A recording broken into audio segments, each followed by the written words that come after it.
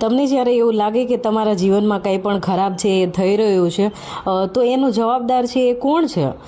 તો હું તમને કહેવા માંગીશ કે તો આ બધાય જે પ્રશ્નો છે તમારા જીવનમાં અને મારા જીવનમાં કંઈ પણ પ્રશ્નો ઉદ્ભવ્યા છે એનું કારણ છે એ કોણ છે, એના વિશે હું તમને વાત કરવાની છું. નમસ્કાર, મારું નામ કૃષ્ણા છે અને મને વાતો કરવાનો બહુ શોખ છે. અને તમને જે આ છોકરી દેખાઈ રહી છે એ બહુ ઉદાસ છે અને એના જીવનમાં એને એવું લાગે છે કે ભાઈ મેં બધું ખોટું કરી દીધું છે અને મને જેવું જોતું હતું એવું જીવનમાં મારે કાંઈ થઈ રહ્યું નથી.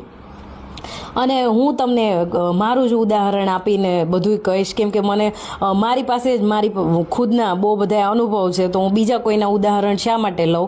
અને આના માટે લોકો છે એ મને મૂર્ખી કહે છે કે લે બીજા લોકોને શું વાતો કહેવાની, પણ ભાઈ તમે આ લોકો છે એમની માનસિકતા છે એનાથી મને હંમેશા પ્રશ્ન છે એ રહે છે કે આ એ જ લોકો છે કે એ કાંઈ પણ બીભત્સ જે વર્તન હોય એવા વિડીયો છે એવા એ જોઈ શકે અને બધું કરી શકે, પણ કોઈ વ્યક્તિ છે એ પોતાના જીવનની વાત છે એ કરે છે અને જે સાચી વાત કરે છે એ સાંભળી નહીં શકે.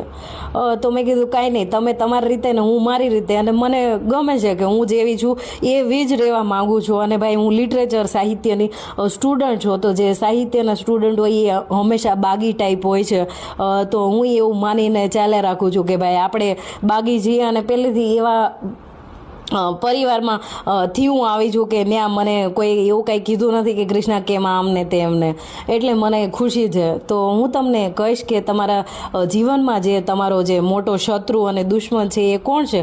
તો એ આપણું મન જ છે કે જે તમને એવું લાગે કે તમે બહુ સારા છો અને તમારા જે ઇન્ટેન્શન છે એ સારા છે, પણ તમારા જીવનમાં જે લોકો આવે છે એ તો પોતાના સ્વાર્થ માટે અને એમના જે નિજી જે સ્વાર્થ છે એના માટે તમારા જીવનમાં આવશે. અને ભાઈ એવા વ્યક્તિના તમે સંપર્કમાં આવશો કે તમને પછી લોકો છે એની ઉપર તમે વિશ્વાસ નહીં કરી શકો. તમે બીજા લોકો છે એની ઉપર તો ક્યારેય એની સાથે વાત કરવા માટે તમે રેડી ના થાવ, એવા લોકો છે એના સંપર્કમાં આવશો તો તમારે કંઈ એવું કંઈ હારી નથી જવાનું કે ભાઈ મારા જીવનમાં આવા જ લોકો કેમ આવ્યા રાખે છે. પણ એનાથી તમારે શીખવાનું છે કે આવા લોકો છે એવા જ લોકો દુનિયામાં છે કે એ દેખાડતા હોય કે અમે બહુ સારા, પછી મનમાં એ લોકોના એટલા બધા મેલ અને પાપ હોય છે.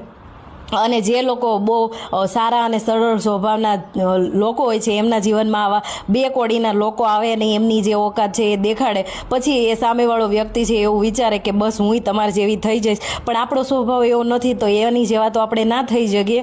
પણ આપણને